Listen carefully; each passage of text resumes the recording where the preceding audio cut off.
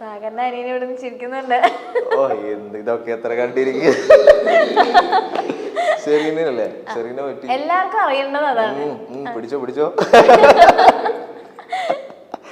ഞാൻ പറഞ്ഞേ അയിലമത്തി എന്ന് പറഞ്ഞ അവിടെ ഉണ്ടല്ലോ, അയില ചാളൊക്കെ എഴുതിണ്ടല്ലോ ബോർഡില്. ടോപ്പിക് മാറ്റുന്നില്ല. ഞാൻ മറ്റേ ചക്രവ്യൂഹം ടാസ്കിന്റെ ഇടയിൽ ഞാൻ നേരത്തെ ഔട്ടായി. ഞാൻ ശോഭ ചേച്ചി ഔട്ടായിപ്പോ. അപ്പൊ ഞാൻ ശോഭ ചേച്ചി ഔട്ടായിപ്പോ ഇങ്ങനെ കയ്യിൽ ഹോൾഡ് ചെയ്തിട്ട് സ്കിറ്റ് ചെയ്തായിരുന്നു. സ്കിറ്റ് ചെയ്തപ്പോ എപ്പോഴോ ഈ ടോപ്പിക്ക് വന്നു, അയിലമത്തി ഐ ലവ് യു എന്ന് പറഞ്ഞ ടോപ്പിക്ക് വന്നു. അപ്പൊ എപ്പോഴും അവളെന്താ പറഞ്ഞേ, അല്ല ഞാൻ പാട്ട് വിടും അയിലമത്തി. പിന്നെ അങ്ങനത്തെ ഒരു കോഡായി മാറി അയിലമത്തി ആ സ്കിറ്റിൽ സംഭവിച്ച. പിന്നെ സെറീനയായിട്ടുള്ള കൂടുതൽ അറ്റാച്ച്മെന്റ് വെച്ച് കഴിഞ്ഞാൽ എനിക്ക് പിന്നെയും ഒരുപാട് കണക്ഷൻ തോന്നിയിട്ടുള്ളത് സെറീനയായിട്ടാണ്. ഞാൻ പറയുന്ന ഒരുപാട് കാര്യങ്ങൾ ഭയങ്കരമായിട്ട് ഉൾക്കൊള്ളാൻ പറ്റുന്നുണ്ട്. എനിക്ക് ഒരു ബ്ലിങ്കിലൊക്കെ പല കാര്യങ്ങളും മനസ്സിലാക്കാൻ പറ്റുന്നുണ്ട്.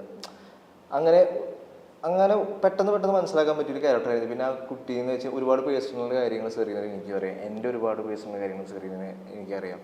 ആ കുട്ടി ഭയങ്കരമായിട്ട് അമ്മേനെ ഭയങ്കരമായിട്ട് സ്നേഹിക്കുന്ന ഒരാളാണ്. ആ കുട്ടി വേറെ കുറേ പേഴ്സണൽ കാര്യങ്ങളുണ്ട്. അതും എന്നെയായിട്ട് കണക്ട് ചെയ്യുമ്പോൾ ഭയങ്കരമായിട്ടൊരു കണക്ഷൻ തോന്നിയിട്ടുണ്ട്. ഭയങ്കര ഇമോഷണൽ കണക്ഷൻ തോന്നിയിട്ടുണ്ട്. എനിക്ക് ഭയങ്കര ഇഷ്ടമാണ്. ഇഷ്ടം എന്ന് വെച്ച് കഴിഞ്ഞാൽ പല രീതികളും. നിങ്ങൾ ഭയങ്കര പ്രണയം, ഞാൻ അവളെ കല്യാണം കഴിക്കാൻ പോകുന്നതെന്നല്ല, എനിക്ക് ഭയങ്കര ഇഷ്ടമാണ്. അത് ഞാൻ ചിന്തിക്കുന്ന ആശയങ്ങളും അവൾ ചിന്തിക്കുന്ന ആശയങ്ങളും ഭയങ്കരമായിട്ടൊരു കണക്ഷനും ഭയങ്കരമായിട്ട് ലവിങ് ആയിട്ടുള്ളൊരു കുട്ടിയാണ്. ഫാമിലിയായിട്ട് ഭയങ്കരമായിട്ട് സ്നേഹിക്കുന്ന ഒരാളാണ്. ആ സ്നേഹത്തിൻ്റെ മുന്നിൽ നോ കോംപ്രമൈസ്. അവിടെ മാത്രം ഗെയിം എന്നുള്ള രീതിയിൽ അതാണ് പല ആൾക്കാരും സ്ട്രാറ്റജി എന്ന് പറയുമ്പോഴേക്കും ഉൾക്കൊള്ളാൻ പറ്റുന്നില്ല.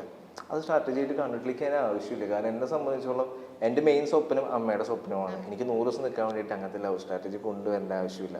അത് സ്ട്രാറ്റജി അല്ല, എനിക്ക് ഇഷ്ടം തോന്നിയിട്ടുണ്ട്. ഇഷ്ടമാണ്. ഞാൻ പറയുന്ന കാര്യങ്ങൾ ഭയങ്കരമായിട്ട് കമ്മ്യൂണിക്കേറ്റ് ചെയ്യാൻ പറ്റുന്നുണ്ട്. അതുമാത്രമല്ല, എൻ്റെ ഈ പ്രായത്തിൽ ഞാൻ ഇതുവരെ ഇത്രയും നേരം സംസാരിച്ചിട്ടുള്ള ഒരു പെൺകുട്ടി എൻ്റെ ലൈഫിലില്ല. ഞാൻ പഠിച്ചതൊരു ബോയ്സ് ഓൺലൈനാണ് പഠിച്ചത്. +4ാം ക്ലാസ് വരെ മിക്സഡ് പഠിച്ചിട്ടുള്ളൂ. പിന്നെ 12 വരെ +2 വരെ ബോയ്സിൽ. പിന്നെ അവിടുന്ന് മെക്കാനിക്കല്, അവിടെയും ബോയ്സിൽ. PG യിലാണെങ്കിൽ അവിടെ 4 പേര്. മെക്കന്നെ. പിന്നെ എവിടെയാ അതിൻ്റെ അമ്മ ഒഴിച്ചു കഴിഞ്ഞിട്ട് പിന്നെ സംസാരിച്ചിട്ടുള്ളത് ഞാൻ സെറീനിൻ്റെ അടുത്ത. കാരണം 24 മണിക്കൂർ കണ്ടോണ്ടിരിക്കുക. നമ്മൾ ജുനൈസായിട്ട് ഉണ്ടെങ്കിലും പക്ഷെ പല കാര്യങ്ങളും തുറന്നു ഒന്ന് സംസാരിച്ച് അവൻ ഇങ്ങനത്തെ സ്റ്റേറ്റ്മെന്റും വലിയ കാര്യങ്ങളിലേക്ക് പോവാ. പിന്നെ ചെമലിനോട് നോക്കി സംസാരിക്കാൻ പറ്റും. എനിക്ക് വട്ട് പിടിക്കൂലേ. ആരെങ്കിലും ഒരാളെടുത്ത് കണക്ഷൻ നമ്മൾ മനസ്സിലാക്കുന്ന ആളെടുത്തല്ലേ പറയാൻ പറ്റുള്ളൂ. അപ്പൊ ഞാൻ സെറീനയുടെ അടുത്താണ് കുറച്ച് കാര്യങ്ങൾ ഓപ്പണായിട്ട് സംസാരിക്കാനുള്ളത്. അവൾ എൻ്റെ അടുത്ത് കുറേ കാര്യങ്ങൾ ഓപ്പണായിട്ട് സംസാരിച്ചിട്ടുണ്ട്. ആ രീതിയിൽ എനിക്ക് ഭയങ്കര ഇമോഷണലി ഭയങ്കര കണക്ഷനാണ്. എനിക്ക് ഭയങ്കര ഇഷ്ടമാണ്. അല്ല, ഇതിപ്പോ ഞാൻ പറയട്ടെ, പുറത്ത് മേ ബി അതെന്തുകൊണ്ടാണ് ഇപ്പൊ നിങ്ങൾ തമ്മിൽ ഒരു ഇഷ്ടത്തിലാണ്, പ്രണയത്തിലാണെന്നുള്ള ഒരു പ്രണയം ഇഷ്ടം വന്നത് എന്താ വെച്ചാൽ മേ ബി ഇതിങ്ങനെ വരുന്ന ഈ ഒരു ട്രാക്ക് വരുന്നതിന് മുന്നേ തന്നെ റെനീഷയും സെറീനയും തമ്മിൽ ഒരു കോൺവെർസേഷൻ ഉണ്ടായിരുന്നു. റെനീഷ സെറീനയുടെ അടുത്ത് പറയുന്നുണ്ടായിരുന്നു, സാഗറേട്ടൻ എന്തോ ഒരു ഇത് നിന്റെ കൂടെ ഉണ്ട് എന്നിങ്ങനെ ഒരു രീതിയിൽ റെനീഷ ഇങ്ങനെ പറയുന്നുണ്ടായിരുന്നു. അയ്യോ, ഇത് ഓൾറെഡി നടന്ന കാര്യമായിട്ട് ആൾക്കാരുടെ എന്തോ ഒരു ഇത് സെറീന അടുത്ത് ഉണ്ട്. അപ്പൊ സെറീന അവിടെ നിന്ന് ഇനിയിപ്പോ അങ്ങനെ ഉണ്ടെങ്കിലും റെനീഷ ചോദിക്കുന്നുണ്ട്, അങ്ങനെ ഉണ്ടെങ്കിലും നീ നോയല്ലേ പറയുള്ളൂ. അപ്പൊ സെറീന ഓഫ്കോഴ്സ് ഞാൻ നോയെ പറയുള്ളൂ എന്ന് പറയുന്നുണ്ട്. പക്ഷെ പിന്നീട് അതിനുശേഷമാണ് മേ ബി സാഗർ ഈ പറഞ്ഞ പോലത്തെ ഒരു ഇമോഷണൽ കണക്ഷൻ സെറീനയ്ക്കും തിരിച്ച് സാഗറിനോട് തോന്നിയിട്ടുണ്ടാവും നിങ്ങൾ ഓപ്പൺ ആയിട്ട് സംസാരിച്ചു കഴിഞ്ഞപ്പോ. ഈ പറഞ്ഞ സ്നേഹം പല രീതിയിലുണ്ടല്ലോ. പ്രണയം എന്നുള്ള സ്നേഹം മാറ്റി വെച്ചാൽ മേ ബി ഒരു സ്നേഹം സെറീനയ്ക്കും തോന്നിയിട്ടുണ്ടാവാം. പിന്നീട് സെറീനയിൽ ഉണ്ടായ ഒരു മാറ്റം അതാണ് പുറത്ത് വേറൊരു രീതിയിൽ വന്നതെന്നാണ് എനിക്ക് തോന്നിയിട്ടുള്ളത്. ഇപ്പൊ അല്ല, നിങ്ങൾ അതിന്റെ അകത്തുള്ളപ്പോ ഓൾറെഡി റെനീഷയും സെറീനയും തമ്മിലൊരു കോൺവെർസേഷൻ കഴിഞ്ഞിട്ടാണ് സാഗറും സെറീനയും ഇത്ര അറ്റാച്ച്ഡ് ആവുന്നത് കാണിക്കുന്നത്. അറിയുന്നില്ല. അങ്ങനെ ഒരു കോൺവെർസേഷൻ കഴിഞ്ഞിട്ടാണ് ഈ പറഞ്ഞ പോലെ നിങ്ങളുടെ ആ ഒരു കൂട്ടും ഇതൊക്കെ നമ്മൾ കാണുന്നത്. അപ്പൊ ഒബ്വിയസ്ലി അത് വെച്ചിട്ടാണ് ആളുകൾ കണക്ട് ചെയ്യുന്നതെന്നാണ് എനിക്ക് തോന്നിയിട്ടുള്ളത്.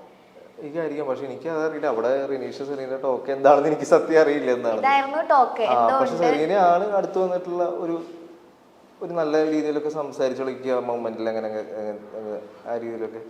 പിന്നെ അങ്ങോട്ടും ഇങ്ങോട്ടും ഞാൻ എപ്പോഴും ഒരു ഡിസ്റ്റൻസ് ഞാൻ വെക്കുന്നത്. ഞാൻ പർപ്പസ്ഫുള്ളി ഞാൻ അവളുടെ അടുത്ത് സെറീനയുടെ അടുത്ത് ഇഷ്യൂഡ് ഉണ്ടാക്കിയിട്ടുണ്ടായിരുന്നു. ഒരു ചിത്തേട്ടം വന്നപ്പോൾ എനിക്കത് ഗെയിം എന്നുള്ള രീതിയിൽ മാറ്റി നിർത്തുന്ന രീതിയിൽ. പക്ഷെ ഞാൻ പിന്നെ ആലോചിച്ചു, നമ്മൾ ഇഷ്ടപ്പെടുന്ന ആൾക്കാരെ തന്നെ വെറുപ്പിക്കേണ്ട ഒരു അവസ്ഥ വരികയാണല്ലോ. അപ്പം ഞാൻ രാത്രി ചെയ്യുമ്പോൾ ഞാനിങ്ങനെ പർപ്പസ്ഫുള്ളി ഗെയിം എന്നതിൽ മാറി നിൽക്കുന്നതാണ് കേട്ടോ. ഞാൻ അങ്ങനെ ഒരു സംഭവം ജനങ്ങളുടെ ഇടയിലല്ല അവിടുത്തെ കണ്ടസ്റ്റൻസിൻ്റെ ഇടയിൽ ഉണ്ടായിക്കോട്ടെ. കാരണം ഇനി നോമിനേറ്റ് ചെയ്യാൻ റീസൺ എന്ന് പറയുമ്പോൾ സാഗറും സെറീനയും തമ്മിൽ ലവ് ട്രാക്ക് കളിച്ച് മുന്നോട്ട് പോവുകയാണ്. ഇങ്ങനെയൊക്കെ വരും. അത് നമുക്ക് രണ്ടുപേരും ബാധിക്കുന്ന സാധനം. ഞാൻ തന്നെ അവളുടെ അടുത്ത് പർപ്പസ്ഫുള്ളി അങ്ങനെ 1-2 പ്രാവശ്യം ചൂടായി സംസാരിച്ചിട്ടുണ്ട്, അവിടെയുള്ള ആൾക്കാർ പ്രൊവോക്ക് ചെയ്യുന്ന രീതിയിൽ. അതുകൊണ്ട് രാത്രി ഒരു സാഗർ എന്തിനാണ് ഇങ്ങനെ സംസാരിക്കുന്നത്, ഭയങ്കര മോശം, അങ്ങനെയാണ് മച്ചാനെ, ഇങ്ങനെയാണ് സംഭവം, ഗെയിമുകളിൽ മുന്നോട്ട് പോകുമ്പോൾ പ്രശ്നമാണ്, അവളോട് ഒരു ബ്രേക്ക് ഇടാണ് നമുക്ക് എല്ലാം കൊണ്ടും നല്ലത്, ആ രീതിയിൽ വന്നു. പക്ഷെ വീണ്ടും ഒരു സ്നേഹം എന്നുള്ള രീതിയിൽ ഒരു കണക്ഷൻ, വേറെ ആരും സംസാരിക്കില്ല പറവരി. നമ്മൾ പിന്നെ മനസ്സിലാക്കുന്ന ആൾക്കാർ അവരാണ്, പിന്നെ ആരോട് സംസാരിക്കാൻ പിന്നെ കമന്റ്സ് ഒക്കെ എന്താ വന്നതെന്നറിയോ, നിങ്ങൾ ഇടയ്ക്ക് സോഫയിൽ ഇരുന്ന് സംസാരിക്കുമല്ലോ, എന്നിട്ട് ഉറക്കെ സംസാരിക്കാനൊക്കെ നിങ്ങൾ രണ്ടൊരു സോഫയിൽ ഇരുന്ന് ഇങ്ങനെ സംസാരിക്കുമല്ലോ, അപ്പൊ താഴെ വരുന്ന കമന്റ്സ്, ഓ അവരുടെ സ്നേഹം അത്രയും പ്യുവർ ആയിരിക്കും, അവരിപ്പം അത് വേണ്ട, പുറത്തിറങ്ങിയിട്ട് അവരത് തമ്മിൽ സംസാരിച്ച് സെറ്റ് ആക്കാനായിരിക്കും എന്നൊക്കെ പറഞ്ഞു, അങ്ങനെ പോസിറ്റീവ് ആയിട്ടുള്ള കമന്റ്സ് ആയിരുന്നു കൂടുതൽ വന്നിട്ടുണ്ടായിരുന്നു. അവിടെ ഭയങ്കര ഓപ്പൺ ആയിട്ട് അങ്ങനത്തെ രീതിയിൽ സംസാരിക്കില്ല, പക്ഷെ ഒരു ഇഷ്ടം എനിക്ക് തോന്നിയിട്ടുണ്ട്, ഇഷ്ടമാണ്. പക്ഷെ കൂടുതൽ ഡീറ്റെയിൽ എനിക്ക് സംസാരിച്ചിട്ടില്ല, പക്ഷെ ഞാനത് സ്റ്റിൽ ഞാൻ ഭയങ്കരമായിട്ട് എൻജോയ് ചെയ്തിരുന്നു. അല്ല, എല്ലാവരും പറയുന്നത് അവരുടെ ആ ഒരു സ്നേഹത്തിനെ അവർ റെസ്പെക്ട് ചെയ്യുന്നുണ്ട്, അതിനൊരു സ്പേസ് കൊടുക്കുക, ഇങ്ങനെ ഒരു പ്ലാറ്റ്ഫോമിൽ അവർക്ക് ഇത് സംസാരിക്കാൻ താല്പര്യം ഉണ്ടാവില്ലായിരിക്കും, പുറത്തിറങ്ങിയിട്ട് ഞാനും സംസാരിച്ചിട്ടില്ല, അവളും സംസാരിച്ചിട്ടില്ല, എനിക്ക് അറിയില്ല. ഇപ്പൊ അവള് ഗെയിം കഴിഞ്ഞ് ഇറങ്ങുമ്പോ എന്താന്ന് എനിക്കറിയില്ല. ഞാൻ പക്ഷെ അത് എന്നെ സംഭവിച്ചത് ഭയങ്കര പ്യൂർ ആയിട്ടുള്ള ഒരു കാര്യമാണ്. അതൊക്കെ ഗെയിം വെച്ച് കളിക്കുകയാണ്, എനിക്കൊന്നും പറയില്ല, വെറുതെ എനിക്കൊന്നും പറയില്ല, എനിക്ക് അങ്ങനെ നിലനിൽക്കൊന്നും വേണ്ട. ഇപ്പൊ രജിത്തേട്ടൻ അവിടെ വന്നപ്പോൾ നിങ്ങൾ ലവ് സ്ട്രാറ്റജി ആണല്ലോ ഇത്, നിങ്ങൾ അതൊക്കെ മാറ്റിക്കുമ്പോൾ അവള് പറയുന്നത് അത് സ്ട്രാറ്റജി അല്ല. അപ്പൊ എനിക്ക് അപ്പൊ അതിന്റെ അർത്ഥം എനിക്ക് അറിയില്ല എങ്ങനെയാണെന്ന്, പുറത്തിറങ്ങിയിട്ട് എനിക്കറിയില്ല എന്താണ് ഞാൻ. പക്ഷെ എൻ്റെ രീതിയിൽ പറയും, എനിക്ക് എൻ്റെ ലൈഫിൽ ഞാൻ ഏറ്റവും കൂടുതൽ സംസാരിച്ചുള്ള കുട്ടിയാണ്. എൻ്റെ പല കാര്യങ്ങളും ഫാമിലിയായിട്ട് ഭയങ്കര കണക്ഷൻ തോന്നിയിട്ടുണ്ട്, ആ രീതി എനിക്ക് ഭയങ്കര ഇഷ്ടമാണ്. ഇതാണ് എന്റെ ഉത്തരം. അതൊരു ലവ് സ്ട്രാറ്റജി അല്ല. പിന്നെ പറഞ്ഞ പോലെ പുറത്തറിയാലോ, നമ്മള് ചെറുതെന്തെങ്കിലും ഇതിന്റെ മുന്നില് ഇപ്പൊ ഇതിന്റെ മുന്നിൽ നടക്കുന്നതിന് തൊട്ട് മുന്നിൽ വലിയൊരു കഥയുണ്ടാവും, ആ കഥ നിങ്ങൾ കാണുന്നില്ല. അതെ, ബാക്ക്ഗ്രൗണ്ട് മ്യൂസിക് ഒക്കെ ഇട്ടിട്ട് സാധനം വരുമ്പോ ഓ സാഗറും സെറീനയും റിലേഷൻഷിപ്പിലാണ്, അങ്ങനെയുള്ള ഒരു സംഭവം മൊത്തത്തിൽ ഇവിടെ പുറത്ത് കാണുന്ന പോലെയല്ല. എഡിറ്ററിന്റെ കയ്യിലാണ്. എഡിറ്ററിന് വില്ലനാക്കാം, നായകനാക്കാം, എന്ത് വേണമെങ്കിലും ആക്കാം. ഓക്കെ, ഇപ്പോ റെനീഷയുടെ സെറീനയുടെ കോൺവെർസേഷൻ കഴിഞ്ഞു, നിങ്ങളുടെ രണ്ടുപേരുടെ സംഭവത്തിലേക്ക് എത്തി. പിന്നെ മൂന്നാമത് വരുന്നത് ആ ലവ് ട്രയാങ്കിൾ ആണ്.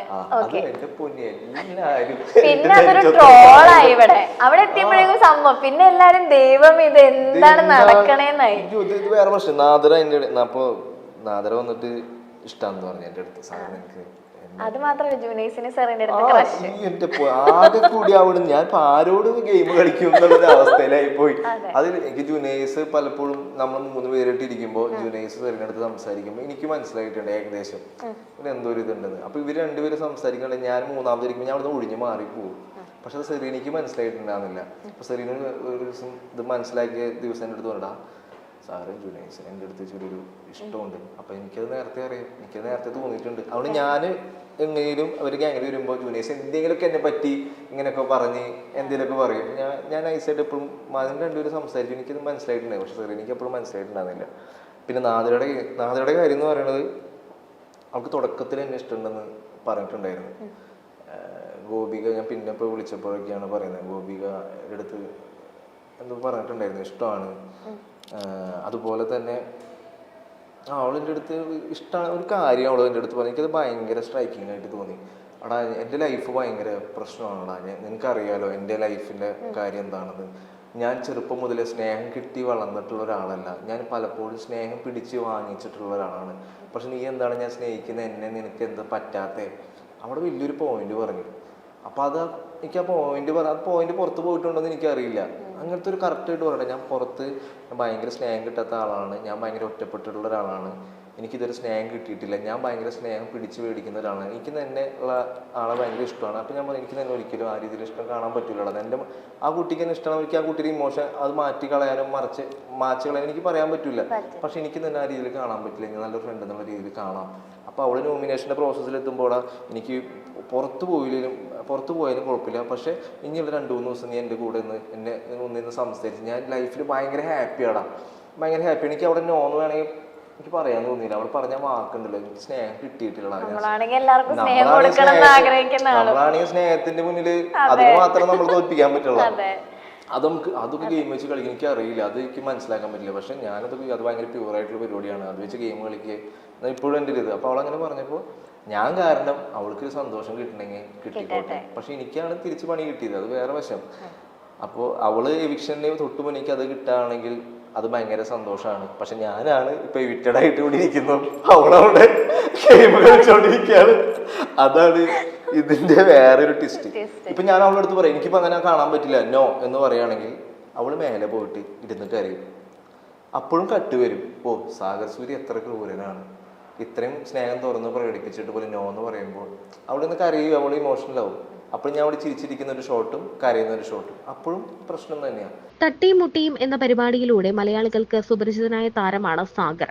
പിന്നീട് ബിഗ് ബോസിലൂടെയാണ് സാഗർ കൂടുതൽ നമുക്ക് മുന്നിലേക്ക് എത്തുന്നത്. കാരണം ബിഗ് ബോസിലൂടെയാണ് സാഗറിനെ കുറിച്ച് നമ്മൾ എല്ലാവരും അറിയുന്നത്. അതിന് പിന്നാലെ നിരവധി സിനിമകളിലും സാഗർ അഭിനയിച്ചു. ജോജു ജോർജ് സംവിധായകനായി ഇറങ്ങിയേറിയ ചിത്രമാണ് പണി. ജോജു തന്നെയാണ് ചിത്രത്തിലെ പ്രധാന നായകനും.